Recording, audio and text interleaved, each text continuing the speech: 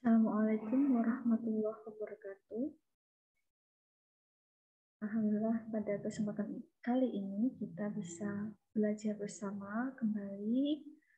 Sebelum kita memulai, alangkah baiknya kita berdoa agar nantinya ilmu yang akan kita pelajari bisa menambahkan ilmu dan memberikan manfaat kepada kita semua. Berdoa sesuai dengan keyakinan masing-masing. Berdoa disilahkan.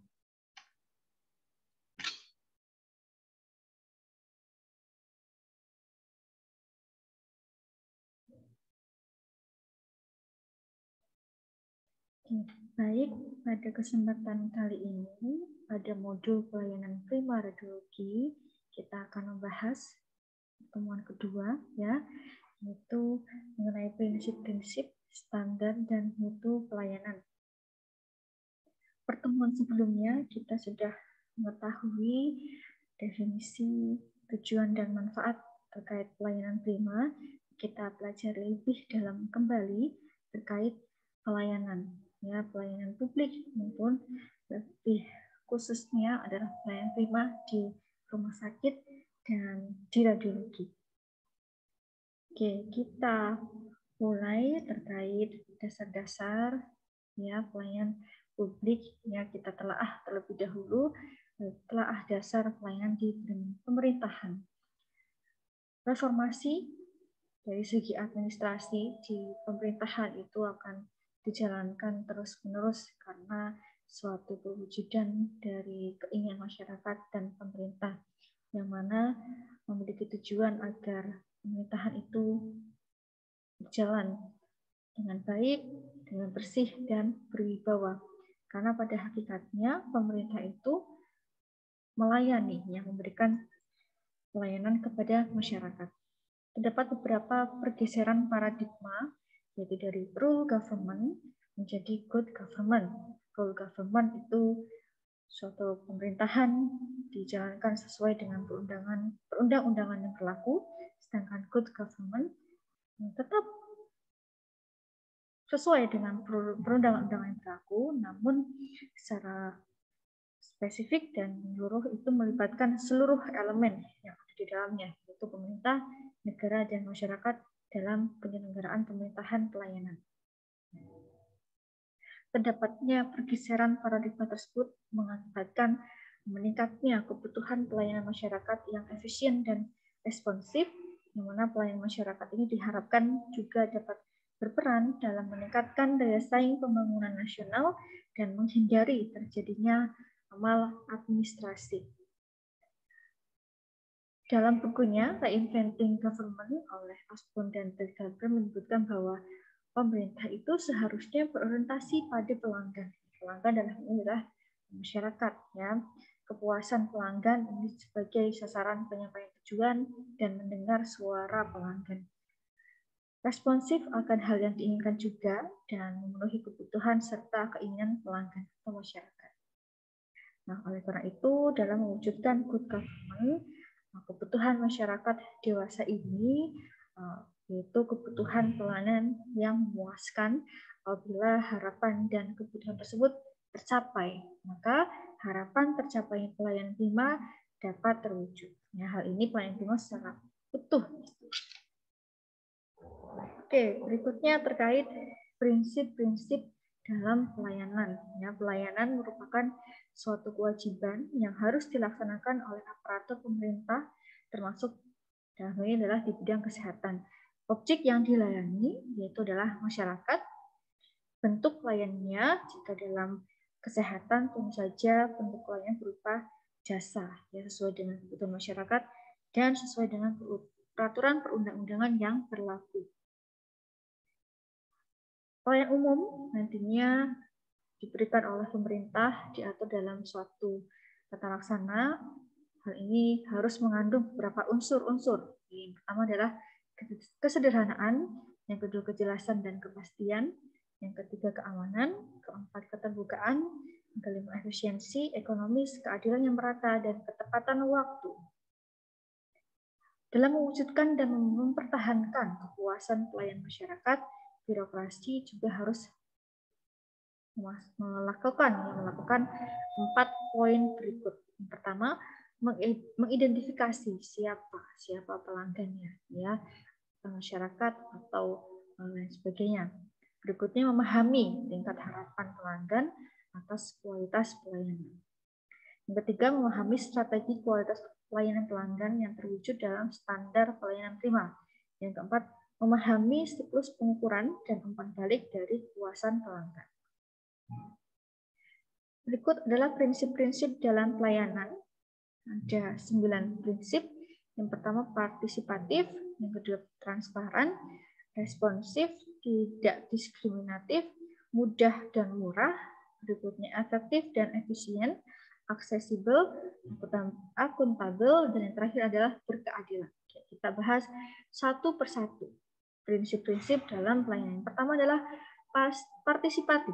Dalam penyelenggaraan pelayanan publik yang dibutuhkan masyarakat, pemerintah juga perlu melibatkan masyarakat dalam merencanakan, melaksanakan, dan mengevaluasi hasilnya.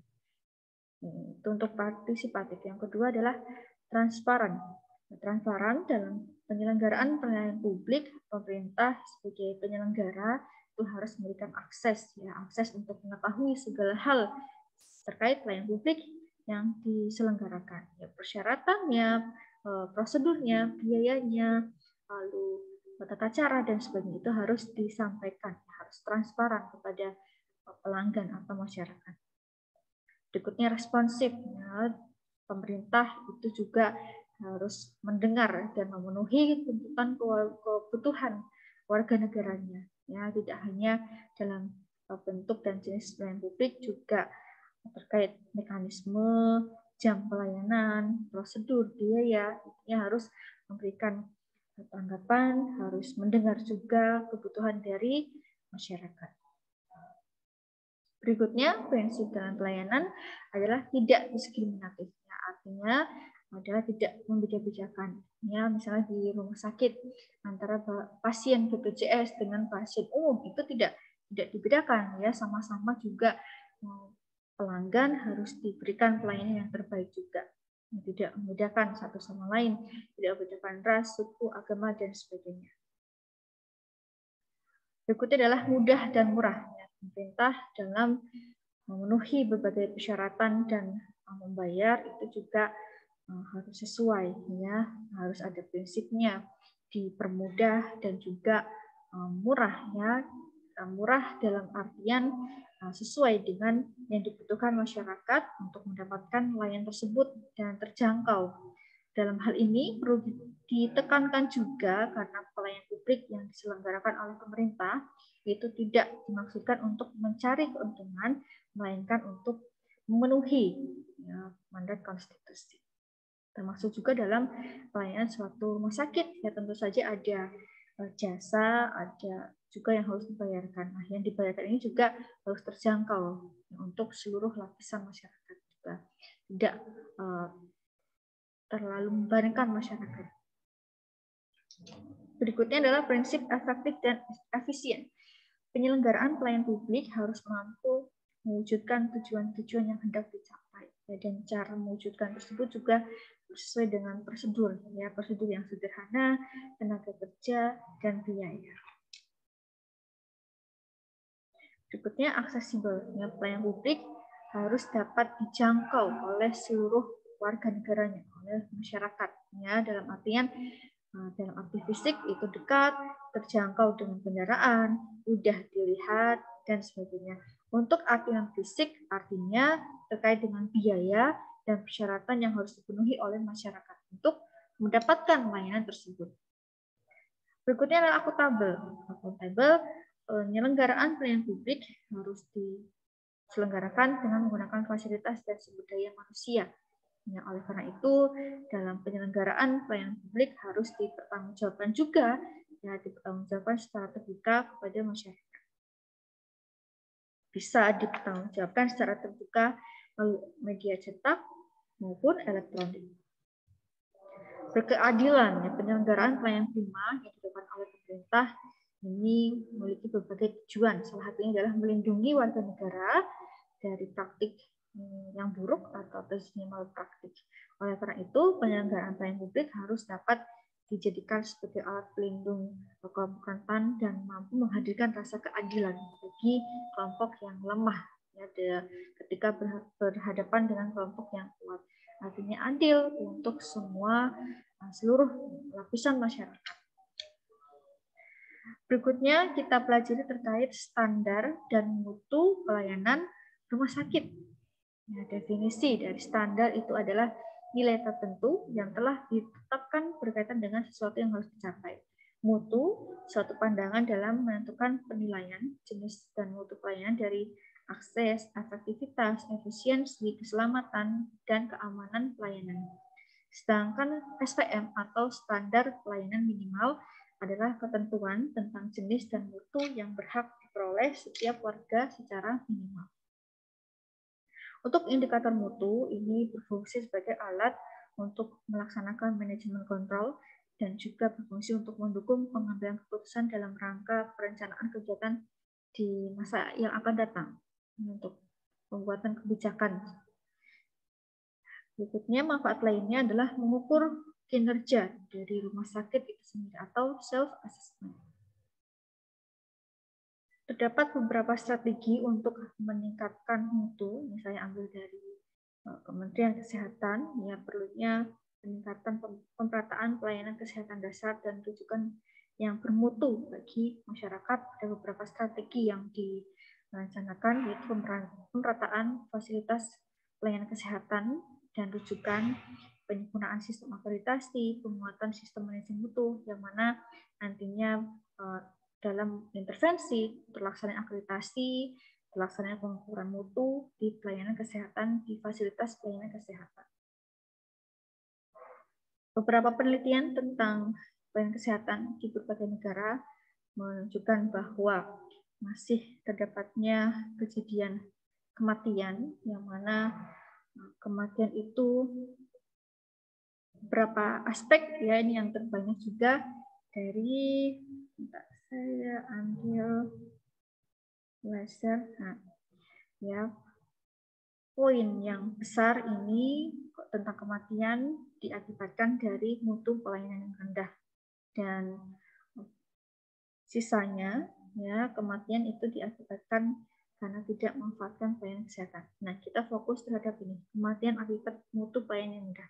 Nah, dari penelitian yang sudah dilakukan menunjukkan bahwa masyarakat sudah memanfaatkan fasilitas publik, ya, memanfaatkan pelayanan kesehatan, namun masih juga mengakibatkan kematian karena adanya mutu yang rendah. Oleh karena itu, ini juga menjadi satu topik yang penting untuk terus dan tetap meningkatkan mutu pelayanan kesehatan, ya, baik itu di seluruh fasilitas pelayanan kesehatan, di puskesmas, di rumah sakit, di klinik, dan sebagainya.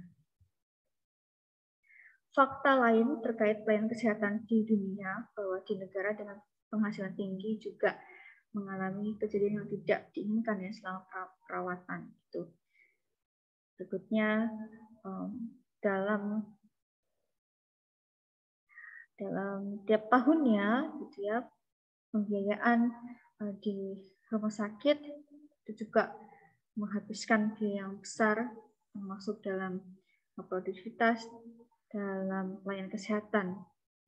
WHO juga memperkirakan bahwa 303.000 dan bayi 2,7 juta meninggal tiap tahun karena persalinan akibat penyakit yang seharusnya dapat dicegah. Ada angka yang menunjukkan bahwa terjadinya kematian ibu dan bayi. Berikutnya, sekitar 40% fasilitas pelayanan kesehatan di negara berpenghasilan rendah dan menengah itu kekurangan air bersih dan juga kekurangan sanitasi terkait fasilitasnya. Bahwa juga di negara lain dalam fasilitas kayak pelayanan kesehatannya juga masih memiliki fasilitas sarana prasarana yang kurang memadai, ya. Dan alhamdulillah di sekitar kita rumah sakit maupun fasilitas pelayanan kesehatan lainnya sudah mulai memperbaiki ya, sarana prasarananya.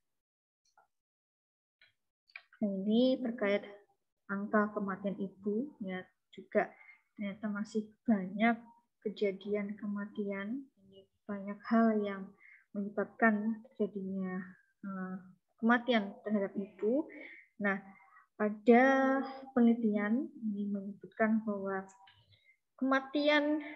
terjadi kematian ibu yang bertempat di rumah sakit ini memiliki persentase yang paling besar. Nah, ini ada yang dari rumah, ada yang dari perjalanan dari rumah sakit atau ke fasilitas kesehatan lain dan lainnya. Nah, ini yang paling tinggi ada di rumah sakit. Nah, artinya apa? Angka ini menunjukkan bahwa ada satu hal yang perlu dikoreksi. Mengapa? Mengapa rumah sakit itu menjadi tempat terjadinya kematian ibu yang paling tinggi? Apakah dari SDM-nya, apakah dari sarana prasarannya, atau lain sebagainya? Ini yang perlu diperhatikan. Berikutnya.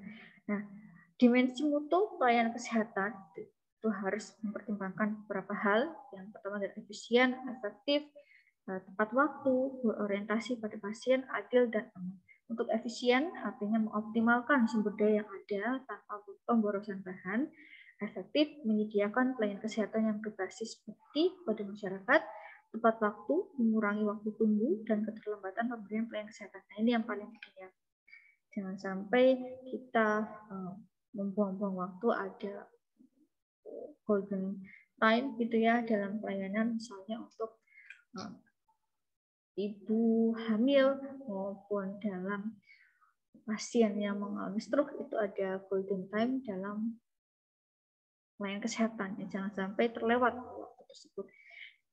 Serta untuk waktu tunggu, ini mungkin yang sering terjadi adalah pasien BPJS itu mengantri terlalu lama. Untuk pasien umum, untuk pasien VIP itu cepat dilayani. Seharusnya juga mempertimbangkan ya, semua lapisan masyarakat berhak mendapatkan pelayanan yang berimbang dan adil ya.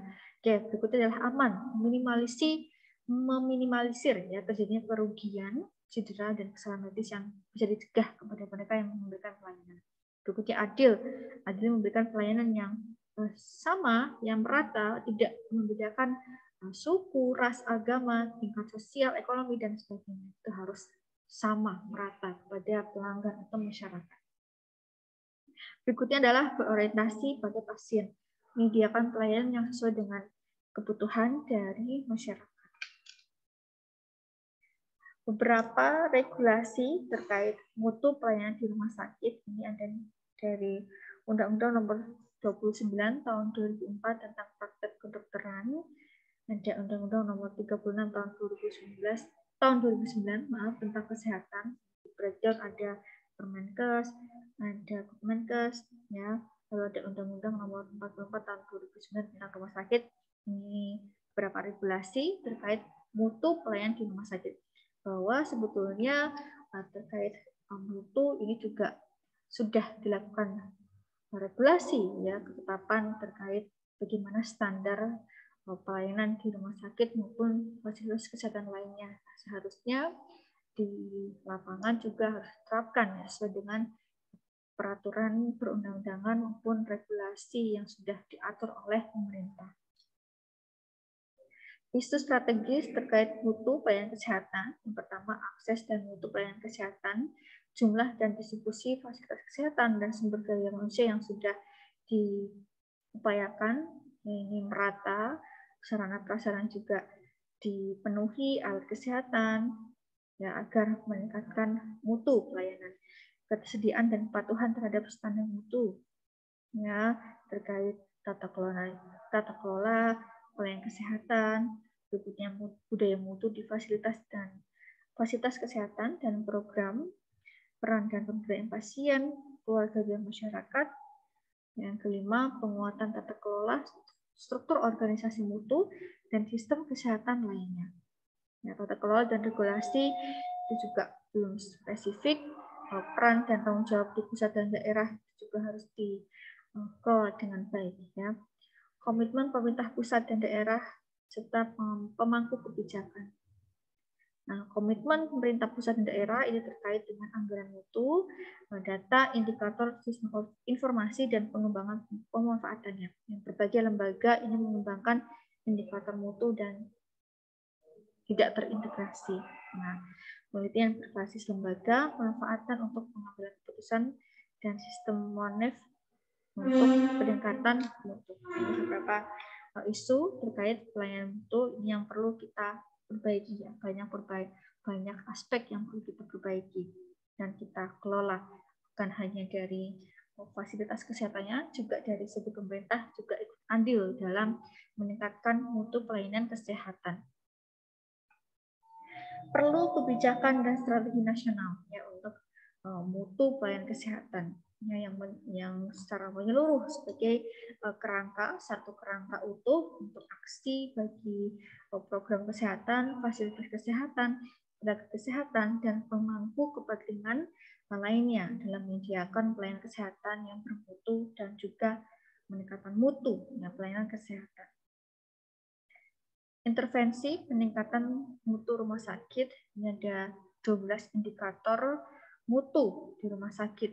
Ya, yang pertama adalah kepatuhan identifikasi pasien, waktu tanggap pelayanan, sesar emergency, sesio cesaria, ya, operasi sesar nih bagi ibu hamil, seperti emergency. Berikutnya adalah waktu tunggu rawat jalan, penundaan operasi elektif. Berikutnya yang kelima adalah kepatuhan waktu visit dokter. Yang keenam, pelaporan hasil kritis laboratorium, kepatuhan penggunaan formularium nasional. Yang kedelapan, kepatuhan kebersihan tangan, kepatuhan terhadap clinical pathway, kepatuhan upaya pencegahan risiko pasien jatuh, kepuasan pasien dan keluarga, kecepatan waktu tanggap obat. Ini indikator mutu rumah sakit secara umum. Ya, beberapa hal yang perlu dijadikan sebagai indikator apakah rumah sakit tersebut memiliki mutu pelayanan kesehatan yang baik atau tidak.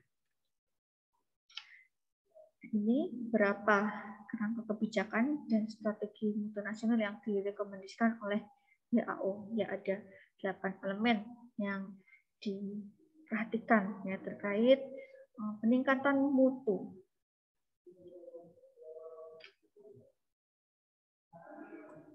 Strategi mutu pelayanan ini ada 2 upaya, dari upaya umum dan upaya khusus. Ya. Yang umum meningkatkan akses pelayanan kesehatan yang bermutu dan mengutamakan keselamatan pasien dan juga masyarakat, meningkatkan kepatuhan secara menyeluruh penyedia pelayanan pemerintah dan swasta, baik itu pemerintah maupun swasta terkait standar mutu. Mendorong upaya peningkatan mutu di fasilitas pelayanan kesehatan dan juga memberdayakan pasien, keluarga, dan masyarakat. Sedangkan strategi mutu pelayanan untuk khusus menguatkan regulasi, tata kelola, struktur organisasi, sumber daya, dan peran seluruh komponen sistem kesehatan lainnya. Meningkatkan komitmen pemerintah pusat, daerah, dan pemangku kepentingan, mendorong pengukuran mutu, penelitian, dan pemanfaatan informasi yang strategis. Berikutnya kita pelajari terkait indikator mutu pelayanan rumah sakit. Yang pertama adalah indikator pelayanan bedah, indikator pelayanan bedah, indikator pelayanan ibu bersalin dan bayi, indikator tambahan, kasus rujukan ataupun bukan rujukan. Indikator pelayanan bedah itu angka pasien dengan diabetes, angka kejadian infeksi dengan jarum infus, angka kejadian penyulit atau infeksi karena transfusi darah, angka ketidaklengkapan pengisian catatan medis atau rekam medis, angka keterlambatan pelayanan pertama gawat darurat atau emergency. Berikutnya terkait indikator pelayanan bedah, yaitu angka infeksi luka operasi, angka komplikasi pasca bedah, waktu tunggu sebelum operasi elektif, angka apendik normal. Berikutnya indikator pelayanan ibu bersalin dan bayi. Ini ada beberapa poin, yaitu angka kematian ibu karena eklamsia, angka kematian ibu karena perdarahan, angka kematian ibu karena sepsis, angka perpanjangan waktu rawat inap ibu melahirkan, angka kematian bayi dengan baby lahir yang rendah atau prematur kurang dari atau sama dengan 2000 gram, angka sesio cesaria. Nah, berikutnya jenis-jenis ya pelayanan di rumah sakit. Ini ada banyak pelayanan yang disediakan di rumah sakit. Yang pertama, pelayanan gawat darurat, pelayanan rawat jalan, pelayanan rawat inap, pelayanan bedah, pelayanan persalinan dan perinatologi, pelayanan intensif, pelayanan rehabilitasi medik, pelayanan radiologi, yang bidang kita di radiologi. Berikutnya pelayanan laboratorium patologi klinik, pelayanan farmasi, pelayanan gizi, berikutnya pelayanan transfusi darah, pelayanan keluarga miskin, pelayanan rekan medis, pengolahan limbah, administrasi manajemen, ambulans, pemulasaran jenazah, laundry, pemeliharaan sarana rumah sakit, pengendalian infeksi. Nah, berikutnya adalah terkait standar pelayanan radiologi. Ada 4 indikator, yaitu waktu tunggu hasil ronsen torak, pelayanan ekspertisi, kejadian kegagalan pelayanan ronsen, dan kepuasan pelanggan. Ada 4 indikator terkait standar pelayanan radiologi. Nah, radiologi itu memiliki mutu yang baik atau tidak. Ada 4 hal ya. Untuk waktu tunggu hasil ronsen, standarnya kurang dari 3 jam. Selanjutnya untuk pelaksanaan expertise oleh dokter spesialis radiologi harus 100%. Lalu kejadian kegagalan pelayanan ronsen atau kerusakan foto itu kurang dari atau sama dengan 2%, sedangkan kepuasan pelanggan harus lebih dari sama dengan 80%.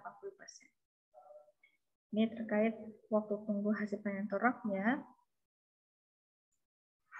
Pelayanan expertise, kegagalan pelayanan ronsen, kepuasan pelanggan itu harus lebih dari 80%.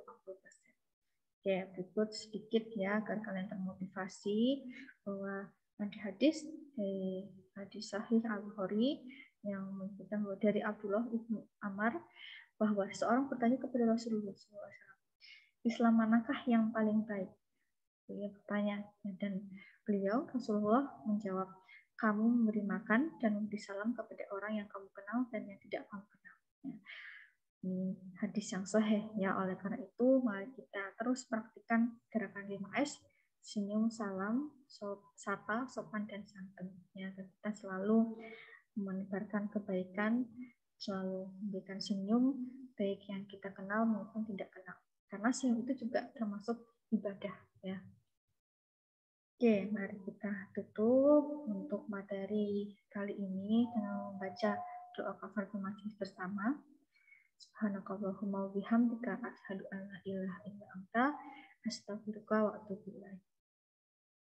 Terima kasih untuk waktu dan perhatiannya. Semoga bermanfaat ya. Tadi kita sudah mempelajari terkait pelayanan yang standar, prinsip pelayanan. Kami harap setelah ini kalian juga mengerti ya bahwa di rumah sakit juga memiliki indikator standar dan mutu pelayanannya, termasuk di radiologi ya. Jadi ada 4 indikator, yaitu kegagalan foto ronsen ya, berikutnya adalah expertise. Untuk radiologi harus 100%, untuk waktu tunggu pemeriksaan torak ya tidak boleh lebih dari 3 jam ya, dan juga kepuasan pelanggan ya harus lebih dari 80%. Itu ada 4 indikator yang perlu diperhatikan dalam indikator mutu pelayanan di instalasi radiologi. Oke. Berikut yang dapat kami sampaikan, semoga bermanfaat. Silahkan jika ada yang tanyakan bisa tanya melalui media berikut. Terima kasih atas perhatiannya.